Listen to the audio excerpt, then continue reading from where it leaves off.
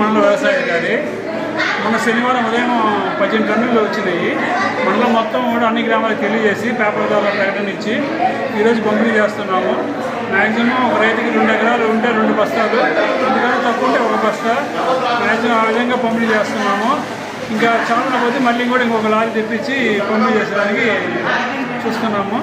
అది అందరూ సద్వినియోగం చేసుకోవాలని కోరుతాము. వాళ్ళకందరికి ఇచ్చేస్తుంటారు. ఓటీపీ ఎప్పుడో పెట్టించుకుంటారంట. అదేదో ఫస్ట్ నుంచి అదే పెట్టించుంటే ఇంతసేపు ఆడవాళ్ళని నిలబడకుండా అందరికి ఒకరికి ఒక న్యాయము, ఒకరికి ఒక న్యాయము.